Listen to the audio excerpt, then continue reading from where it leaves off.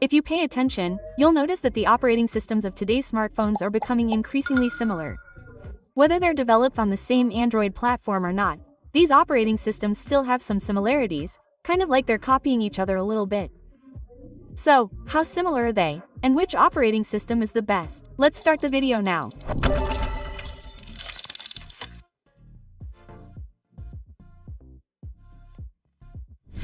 First, I'll talk about the lock screen and wallpaper. If you notice, you'll see that One UI and iOS allow us to directly customize the lock screen even before we unlock the screen. This means you don't even need to start the phone. You just need to press and hold on the lock screen, and it will immediately bring up the interface for customization. You don't need to go into the phone settings to customize it. And I find this very convenient. You don't need to start the phone or go through many complicated steps to change the wallpaper, font, and widgets on the lock screen. As for the other two versions, you definitely have to go into the settings, then to the wallpaper section, before you can customize the lock screen wallpapers and such. Regarding the lock screen, personally, I like Origin OS and Color OS the most, because they suggest many different custom image versions along with suitable fonts, saving us time searching for the right font for the wallpaper. For example, Color OS has a whole, flush theme with many different wallpapers and corresponding fonts. See, it already suggests them for us, so we don't need to do much. The same goes for the original OS version. There are themes where you can choose pre-selected fonts and wallpapers that are suitable, and you just click to install them. Very convenient, extremely fast. Especially in the color section, we have many options for the always-on display mode below, allowing us to customize our lock screen with various pop-up styles. In the original S version, I noticed that it only offers a simple lock screen version and doesn't have many other options for users to customize. This is a plus point for Color OS compared to Origin OS and the other two operating systems. Besides that, I found that the Hollow OS version even allows us to customize the pre-installed wallpaper. For example, here I've already selected a landscape theme, and it allows us to customize the image. It can be striped, glowing, or a grid pattern. In general, it makes the default image have many different versions, not just a simple pre-installed image. You just click and apply, and you're done. Although all four phones have similar font styles, personally, I find that the wallpaper interface in Color OS is more eye-catching and impressive. It feels more vibrant. These two operating systems are suitable for those who like to customize things according to their preferences.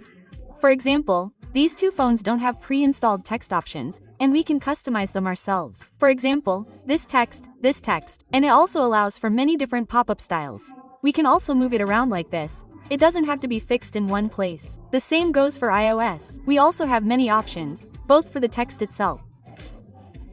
You can make it look like glass, or a transparent block with a gradient color. In general, there are many styles, and we can move the text up and down as well. However, when it comes to the variety of lock screen wallpapers, I think iOS still offers more options. As you can see, there are so many different choices, and every time a new iPhone is released, there's a unique lock screen with many options. Although One UI also has live wallpapers similar to iOS, overall, you can see, right? iOS has a huge selection. I have so many choices, while One UI has fewer, so Samsung adds a few more custom features. For example, we can create generative images, meaning it will have pre-made images like this. You can use AI to draw or create more similar images in different styles to make it more diverse. Or we can customize a normal image into frames like the current always-on display version that I'm using. It's a picture of me, but it allows us to customize many different frames right in this customization section. You select it, and you can customize it like that. But honestly, I find these features and customizations easy to use, but they're not very impressive when compared to other operating systems. Clearly, you can see these two operating systems are completely different, and they provide a much more inspiring user experience, right? And I forgot, in the iOS version, the lock screen also has a feature to create spatial images, or 3D images like this. It's also a bit more special for a lock screen compared to the One UI version. Overall, in terms of the operating system's appearance, I feel that ColorOS gives me the most inspiration to use my phone. After that comes AOS, then Original OS, and finally One UI. Then, when you go inside, you'll clearly see that iOS always has a completely different interface compared to the other three phones developed on Android because it's developed separately.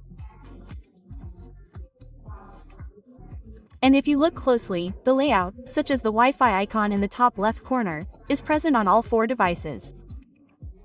There's also Bluetooth. And I find that Oppo and iPhone are almost the most similar. Looking at the layout, at a glance, you can see that they are 80 to 90% similar. And when you click on the custom section, you'll see the differences more clearly. For example, in the Vivo version, we only have 2 bars at the top. Similar to Samsung, we can drag and drop to change them. We can change the position of these features up and down, but it's still fixed with only 2 features in the top bar, and all the remaining features are below. With One UI, we can truly change things block by block. It changes in blocks, not allowing us to drag and drop individual small features. It moves in blocks. With Oppo's ColorOS and iOS, customization is easier. I find that these two phones are easier to customize. As you can see, we can change the positions of these pop-up toggles. With iOS, we can not only change the position of the pop-ups but also easily and quickly change their size. In the ColorOS version, we can only change the position, but we can't change the size of these pop-ups. This is something I like about the iPhone because I can customize it very quickly, and it also has additional interfaces below like this. However, in the other 3 versions, we only have this one interface. We can only swipe back and forth. It's not as customizable as on the iPhone. And when we click on the custom main interface section, once again, the iPhone makes me feel that it's much more convenient. Because when we press and hold, we can customize everything, from adding widgets. We can add large or small widgets as we want. And adding widgets on the iPhone also has many options, not just one single choice. Then, while adding widgets, we can also customize the color of the application in many different styles. Here, we can change the color scheme of the back cover or make it transparent. We can also increase or decrease the color we choose. For example, for blue, it can be light blue, dark blue, or white. In general, there are so many options, or a dark interface. There are many default applications with transparent or colored icons. There are many choices. As for the other 3 phones, we can change the widgets. Specifically, in the One UI version, the word widget is WGET, and we can customize it with many options. However, I find that the customization of the icon color on these 3 phones cannot be done directly on the main screen like on the iPhone. We have to go to the settings to customize it. For example, I go to the settings, then scroll down and select the icon section. This is on ColorOS. Here, I also scroll down and select the icon section on Origin OS. As for the One UI version, you will select the wallpaper and style section, then select the color palette. Regarding the feature of changing the icon color, I feel that One UI is overly simplified. I can't customize every little detail. I can only customize things in a very general way. For example, as you can see, we can only change the color. See, change the color here. We can only change to the available colors and then apply them, or change the size of the application, but we can't customize how the application itself changes. As for the color, when you click on the icon, you can change it to this color. There are various colors: vibrant, glossy, and even pebble-like textures. There are many different colors. And inside, there are even more smaller colors. It's more diverse. We can also change the rounded or square corners, and the application name can be larger or smaller. I made a slight mistake regarding the original section. Origin OS can also be changed directly like on iOS. When you press and hold, and then click on the color and style section, you can change the color of the application. It offers a wide variety of choices.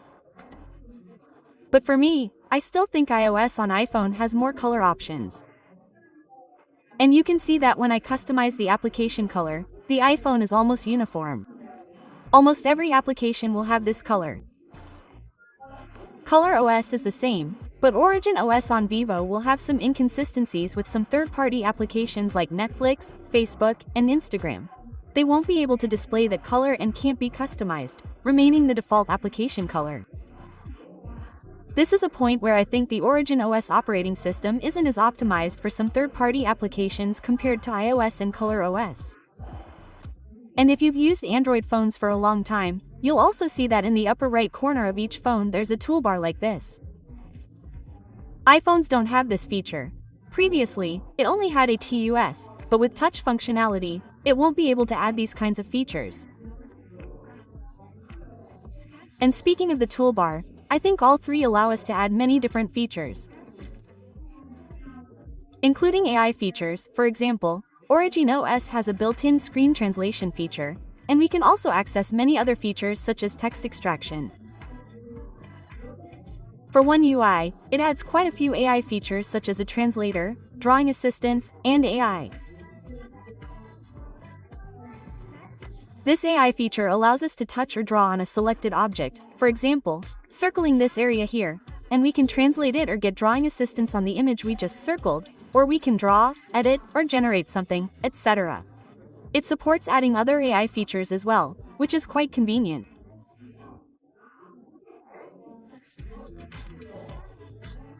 As for Oppo, I think it has a few features, but the one that impressed me the most is the shared clipboard feature. This feature is like a temporary memory function. When you copy an image here and you want to transfer it to another application to upload or send to someone else, it's very fast. For example, here I have a picture of Mr. Tian, and now I can go to the Facebook or Instagram app, for example. Then I can drag the image there to upload it directly. I don't need to go to the gallery to find the image anymore. I just need to drag the image out here and we can upload the image or send it to friends instantly, super fast. That saves a lot of searching time. And speaking of the smoothness between these four operating systems, I will now test it directly for everyone to see. Now, here are Origin OS and One UI first. Okay, I don't know what everyone else thinks, but personally, I feel that One UI is opening apps quite fast. One UI opens much faster than Origin OS. Now I'll test Origin OS and Color OS. In these two versions, I don't see much difference. The animations are quite similar, so they're a little slow. They don't open instantly like One UI. Now I'll test iOS and Origin OS. I still feel that iOS is a little faster. That's just my feeling. For me, Origin OS seems to be the slowest of all four devices. Although it's smooth and doesn't lag much, it's a little slow, probably due to the custom animations.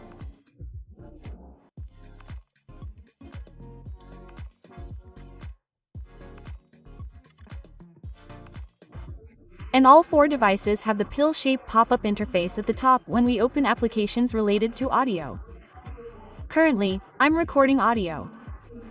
When I exit the app but leave it running, the pill-shaped pop-up will appear at the top. But when I tested it by opening another application that's also running audio, for example, YouTube, I noticed this phenomenon. For example, on the iPhone, the audio recording file will automatically turn off immediately. It won't be running anymore because I've opened YouTube, so it won't run the audio recording anymore. But what about Color OS? On Color OS, when I open the YouTube app, the audio recording still runs. And it runs both simultaneously. As you can see when I tap on it, it's running both the audio recording and the YouTube music video I'm listening to. Meanwhile, iOS automatically turns off the audio file. The same thing happens with One UI. When I open the YouTube file, the audio recording file automatically turns off. So, with Vivo and its Origin OS, it's similar to Color OS in that when you turn it on, both apps will run simultaneously. However, the difference is that instead of popping up two windows side by side like this, one for the app and one for YouTube, Origin OS won't display it that way. It will only minimize the YouTube window. And on Origin OS, it only defaults to one application at a time, it won't split the screen like Color OS. In this aspect, I think Color OS is better optimized, more versatile, and more convenient. You can multitask more effectively. And of course, Oppo can transfer files to iPhone, Vivo can transfer files to iPhone, and Samsung also has ways to transfer files to iPhone. It's just that iPhones can't easily transfer files back to Samsung. But with Oppo and Vivo, there are dedicated apps to make file transfer to iPhone easier. For example, with Oppo, you can use the All Plus Connect app, which is very fast and the transfer process is very smooth. It feels like transferring files between two iPhones. Just touching the edges of the two iPhones is enough to transfer files. With Vivo, you can transfer files via the Easy Share app.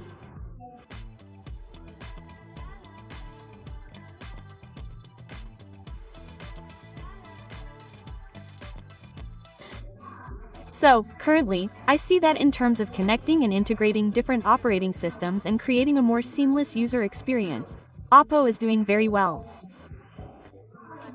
It connects multiple operating systems together, unlike One UI which operates independently.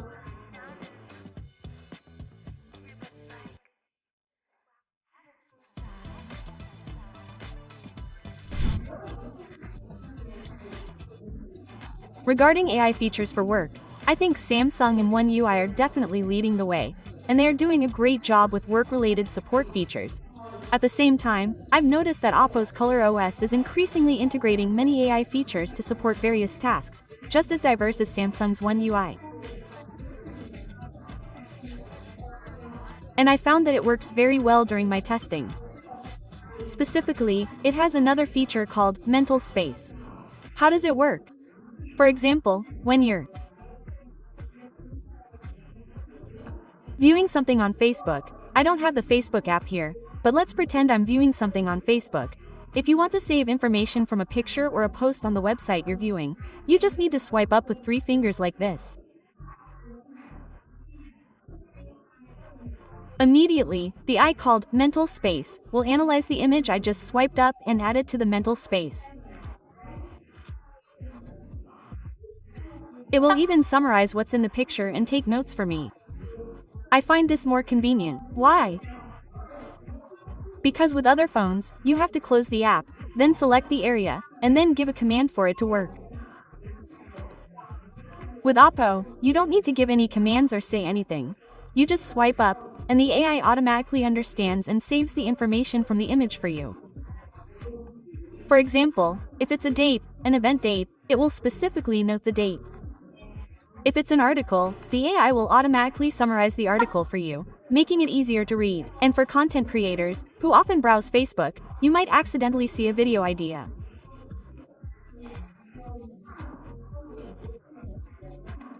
Instead of taking a screenshot and then going to ChatGPT or Gmail to ask it to write a script for you.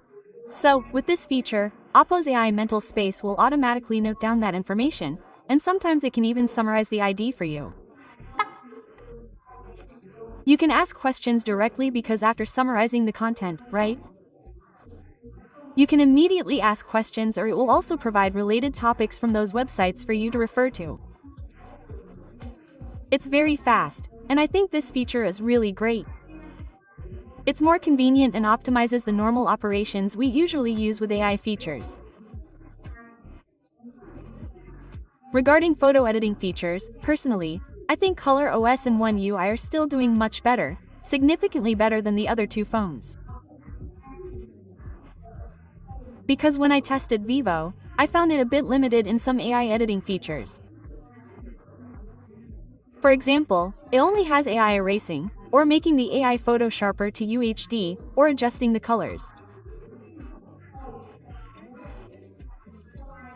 With One UI, as you know, we can draw, erase objects, adjust the composition, basically do a lot of things, even create studio portrait photos. Oppo is similar. Oppo also allows us to erase objects, adjust AI photos, find the best face just like on Samsung's One UI, and also adjust the composition.